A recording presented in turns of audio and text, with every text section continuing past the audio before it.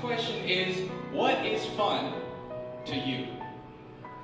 Getting to know client stories and creating. That's awesome. So it's a relational thing as well. Now I'll tell you something many of you might not know, but there are actually 9 levels to hell.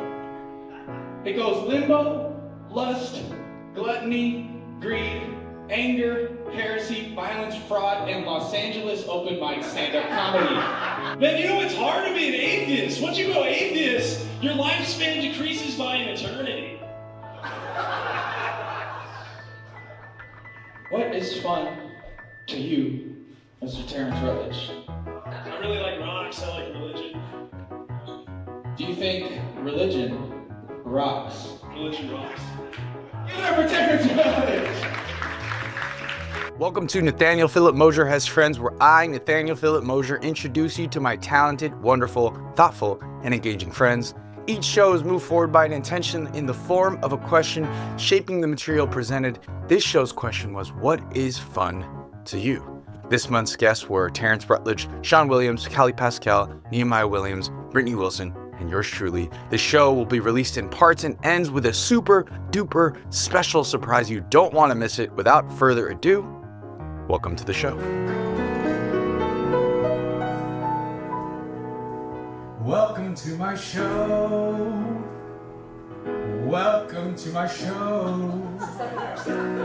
Hopefully I'll share with you some things that I don't know.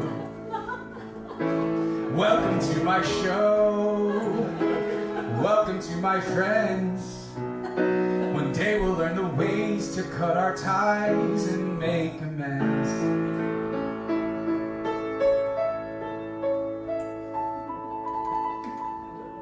Welcome to the show.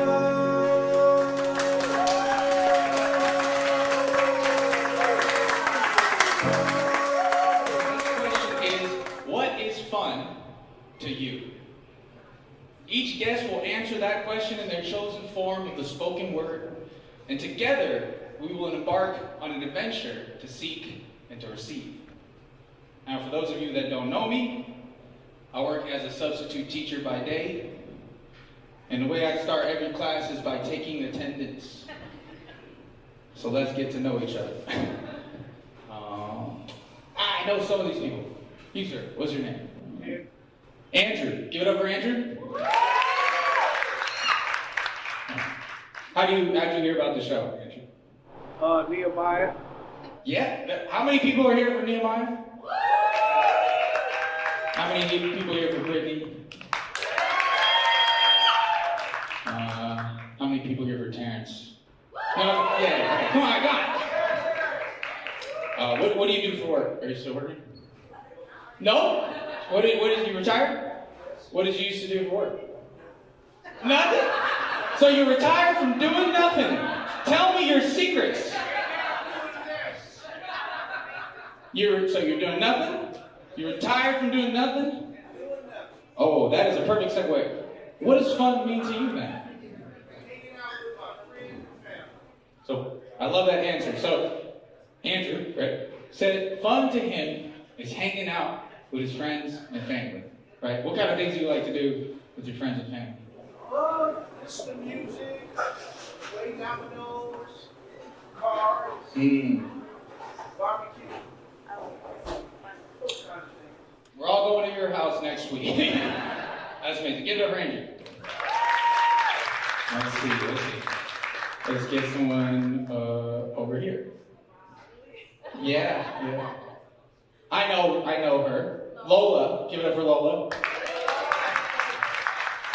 So introduce yourself, Lola. What do you do for work? Interior design. Interior designer. That's amazing. How long have you been doing that? 3 months. 3 months? New career. You gonna retire soon? That's amazing. Is that fun to you? Yes. Yeah. What is fun about interior design to you? That's so interesting. I think getting to know families and client stories and creating. Getting to know client stories and creating. That's awesome. So it's a relational thing as well. Hanging with friends and family, getting to know people. Right? That's an element of fun to me as well. What else do you like to do for fun? I like to do puzzles, think, laugh. Do you ever think while doing puzzles? Hopefully. Yeah. Yes, and eat. I like to eat. Eat. Give it up for eating. Yes. Who doesn't love eating? Let's go to Andrew's for some barbecue. Play some puzzles. All right, one more person. Let's get someone in the back with the glasses. He looked over there. You're right there. The mustache. Yeah. What about you? What's your name? Richard. Give it up for Richard. What are you about? What do you do for work? You retired? I'm semi-retired As a sign language interpreter. So you only translate half the time. Semi-retired. Ah.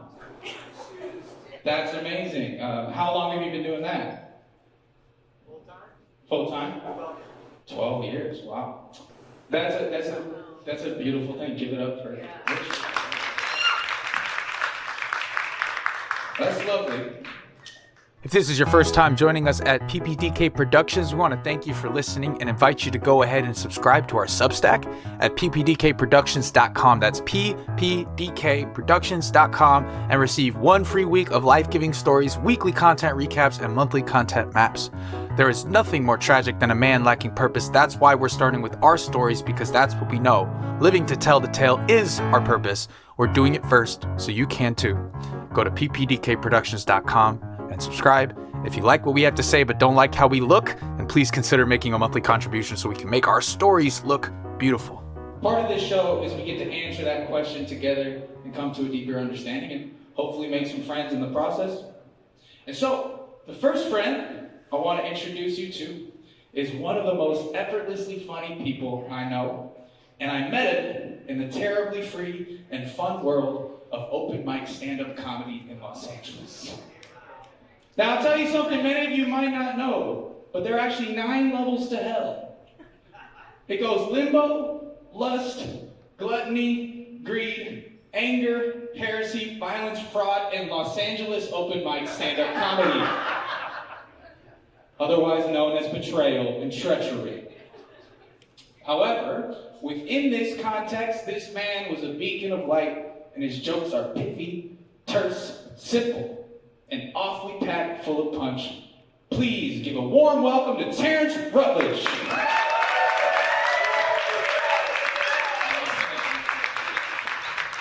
All right, everybody, how we doing? Yeah.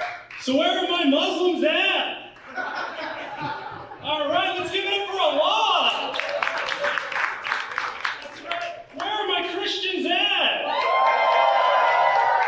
Let's make some noise for Jesus. All right, where are my Hindus at?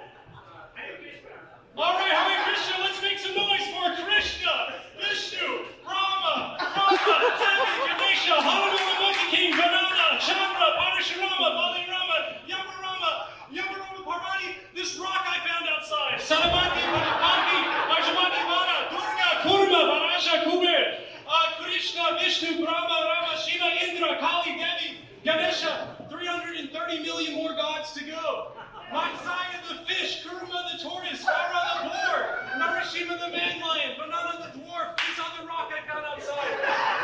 Parashurama the Brahmin warrior, Brahma the king hero of the epic Ramayana and the slayer of Rayana, Dana, one who gives material wealth, Dhyana, one who gives agricultural wealth, Dara, one who bestows valor during battles and courage plus strength for overcoming difficulties in life.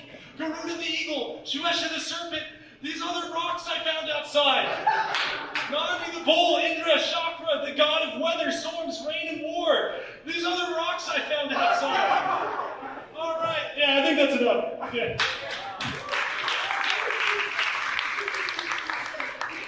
All right, where are my atheists at?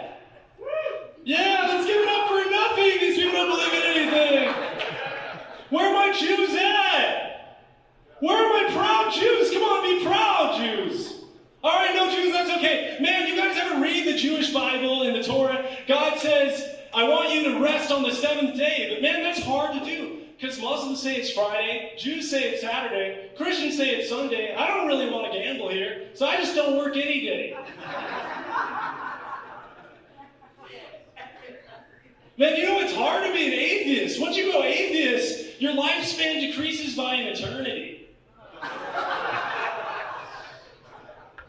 And man, what's up with Hindus? You know, they believe in reincarnation. That could work out good. You could come out better. You could also come back worse. You could come back as like a dog, a rat, or an open mic stand-up comedian. What about my Jehovah's Witnesses? Any Jehovah's Witnesses? All right, you know my honest Jehovah's Witness, and she told me that Jesus came back in 1918. We just couldn't see him. I was like, okay, and I went to church on Sunday. You just couldn't see me. Man, but back to these rocks, okay? Now, I have some things I want to tell you about these rocks. How are these rocks like religion? You see, right here we have an igneous volcanic rock. And what happens is that the rock melts and it erupts as lava, and then it's reborn again as a rock. These are the born-again Christian rocks. You have here these metamorphic rocks. These rocks are deep down in the earth, just minding their own business, doing their own thing, until they're forced to do things against their will. These are the my parents forced me to go to church on Sunday rock.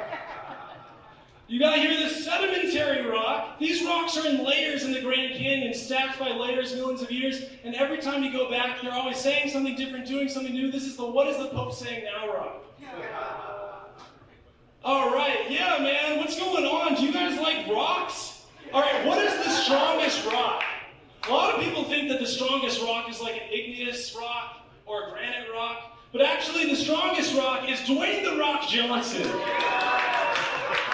That's the strongest rock, and you can tell when a rock is strong if you can scratch it, but the thing is that Dwayne "The Rock" Johnson is so strong, nobody is brave enough to try to scratch him, so we have no idea how strong this guy is. And also, he's a non-denominational Christian, which means Jesus is his rock, which makes him the strongest rock. That's right. All right, getting laughs and claps, that's what I'm talking about, man.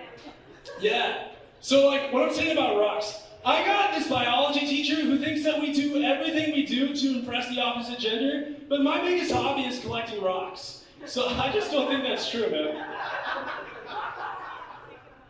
Yeah. Do you ever wonder about the origins of rocks? Like I was telling you about how the igneous rocks came from volcanoes, and the sedimentary rocks, they're in like layers in the Grand Canyon. They have like all this history of the earth. But you know the rock that has the coolest origin is Dwayne "The Rock" Johnson. He has the coolest origin story. Because this guy's from Hawaii, 1970, two Samoan parents, moves to Chicago, starts lifting weights, starts boxing, gets in the WWE. He actually goes on a 2-year mission trip. I don't know if you knew that. And he comes back home, and he's getting into like Fast and the Furious and all these movies. He's a big star. And you know what the greatest thing about that is? None of that is true. I made all that stuff up about the rock. No, but he is a Christian though. That part is true. Yeah, man. Okay, so we got religion, we did rocks. How about language? Okay, you know the phrase "let's go"? That "let's" has an apostrophe in it, so it's actually a conjunction of "let us go." Who is restraining us from go? You know, I studied linguistics and actually found out that that phrase came from when Moses said, "Let our people go," "let my people go." And you know, I think it's interesting that the same phrase that Moses uses to free his people from bondage is the same phrase I used to tell my mom, "Hey, let's get out of this weird party with my weird cousins." The reason you probably don't know that there's a connection between Moses saying that and us saying "let's go" is because that's also another thing that I made up. Yeah, man. All right, so like, hey, this is a fun time. You know what? Another real thing is that Mario says "let's go." Let's go. But I never heard an Italian say "let's go." They just said "let's go" like any other normal person. And I have Italian friends. I like Italian people. There were some Italian people in my audience last night, and I knew because they were like, "This guy sucks. Let's go."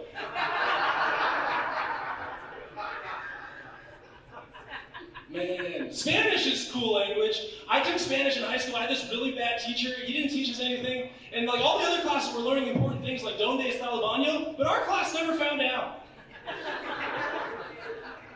Do we have any Spanish speakers in the audience?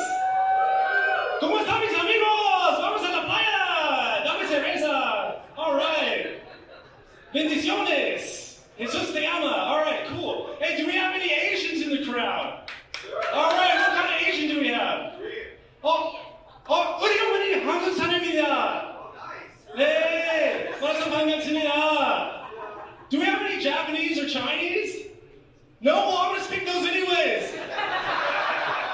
皆さんこんにちは。Terrenceと申します。よろしくお願いします。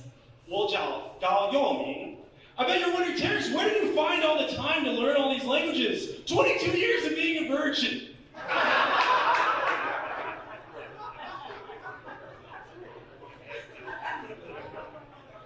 Now, I'm a very intellectual guy. You're probably wondering, Terrence, you come from a very intellectual family. Actually, no, my dad was a crack-dealing Republican. That was pretty weird. He liked his taxes low and his attic high. It's like, what's worse, stealing crack or voting Republican? The toxic poison destroying the black community or crack? All right, I know, a lot of people didn't laugh at that, so I feel like there's some Republicans in the audience. And that's okay, because let's make fun of Democrats too, man. Democrats are always talking about open borders. Open borders. Yeah, I miss that bookstore too.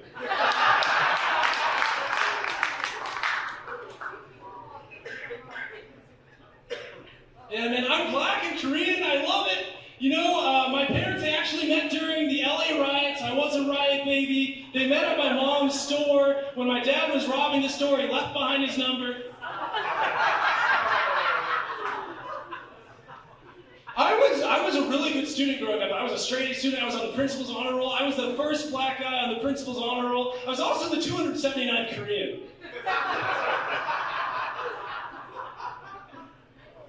All right, I want to talk to you about William Mulholland. Have you ever heard about this guy, William Mulholland? You've heard of Mulholland Drive, right? Okay, so Mulholland Drive comes from William Mulholland. He's the man who's responsible for bringing water to LA. If it weren't for him, all we'd have is the LA River. We could never rise behind 100,000 population, but now we have a city of 10 million because this guy figured out how to get water from all the way from the Sierra Nevada mountains. And if it weren't for this guy, we would all die of dehydration. But the best we can do for him is, oh yeah, I've heard of that street.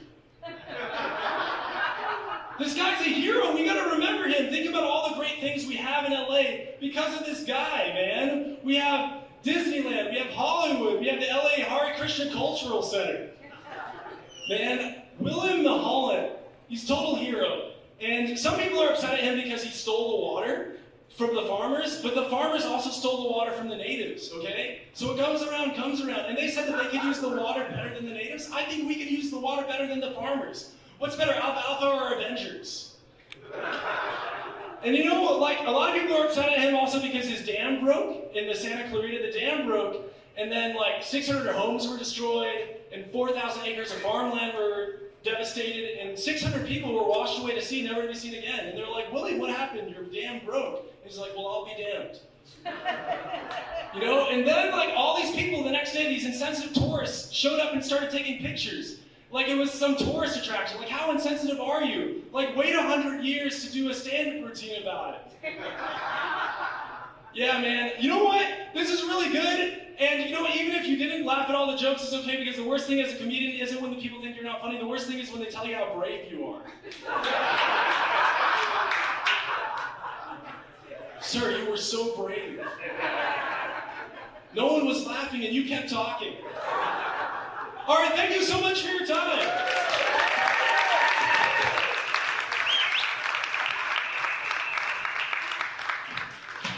Give it up for Terrence. I will have to pick that up.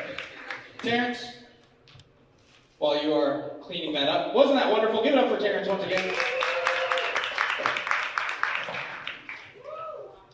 Terrence, I'm going to ask you the question. What is fun to you, Mr. Terrence Rutledge? What's fun for me is rocks. I really like rocks. I like religion.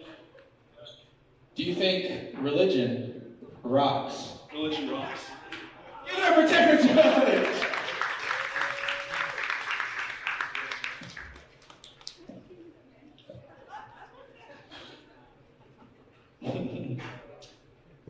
We love telling stories in person, and we're doing that live on stage in front of a crowd in my living room in Culver City on February 1st. We're taping a show called In Pursuit of Awe. The story of two exceptionally gifted, yet exceptionally sensitive men seeking to live a life well lived. Hear the personal testimonies of Nathanael Philip Abad Mosher and Nehemiah Williams as they navigate through thick and thin, seeking God along the way, performing music, poetry, jokes, and stories. Find out more at ppdkproductions.com about what we're up to and get your tickets at our website and click on the tab Live Shows. That's ppdkproductions.com. Next week on Nathanael Philip Mosher Has Friends, find out what it means to fight for fun as Nathanael recounts his difficult summer as a resident assistant on the East Coast. Sing some childhood favorites with Kalle Pascal and learn about perseverance through the eyes of a 10-year-old. Find out the true meaning of friendship on next week's episode of Nathanael Philip Mosher Has Friends. Pick up the call, take up your sword, and go on the adventure of a lifetime. This has been a PPDK Productions original. Follow us as we climb the tallest mountains, slay the fiercest dragons, and pursue the highest good while confronting the greatest evil we've ever known. Join us at ppdkproductions.com. Press play on your purpose.